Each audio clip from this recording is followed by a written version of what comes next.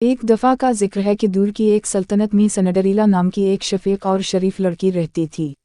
اس کا ایک پیار کرنے والا باپ تھا، لیکن افسوسناک طور پر اسے کھو دیا۔ اسے اپنی شریر سوتیلی ماں اور 2 برابر کی ظالم سوتیلی بہنوں کے ساتھ رہنے کے لیے چھوڑ دیا۔ انہوں نے اس کے ساتھ ایک نوکر کی طرح برتاؤ کیا، اسے گھر کے تمام کام کرنے پر مجبور کیا جبکہ وہ آرام سے رہتے تھے۔ سنڈریلا کے واحد دوست وہ جانور تھے جو اس کے گھر میں شریک تھے۔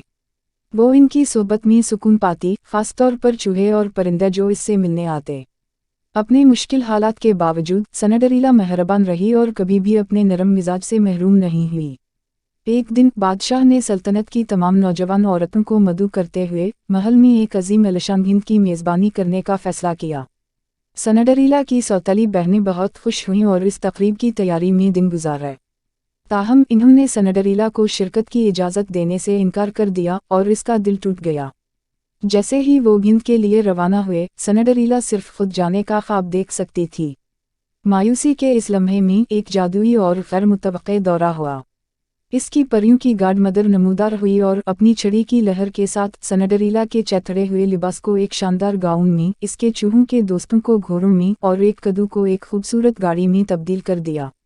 لیکن ایک شرط تھی، اسے آدھی رات سے پہلے ہند چھوڑنی ہوگی جب جادو ختم ہو جائے گا۔ سنڈریلا اپنی خوبصورتی میں دم توڑتی ہوئی محل میں پہنچی اور فوراً ہی شہزادے کی توجہ حاصل کر لی۔ وہ رات کو دور رقص کرتے تھے، بظاہر وقت گزرنے سے بے خبر تھے۔ تاہم جیسے ہی گھڑی آدھی رات کو بج رہی تھی، سنڈریلا کو اپنی جلد بازی میں شیشے کی ایک نازک چپل چھوڑ کر بھاگنا پڑا۔ سنڈریلا کے سحر میں گرفتار شہزادے نے اس عورت کو تلاش کرنے کا عہد کیا جس کے پاؤں میں شیشے کی چپل بالکل فٹ ہے۔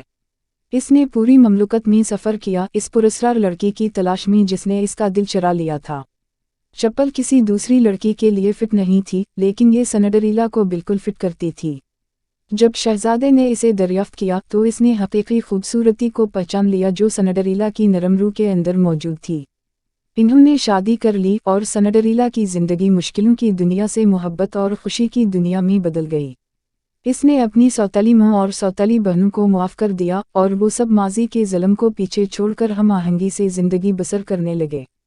سنڈریلا کی کہانی امید، مہربانی اور اس یقین کی ایک لازوال کہانی ہے کہ نیکی بالآخر مصیبتوں پر فتح حاصل کرے گی، جس کے نتیجے میں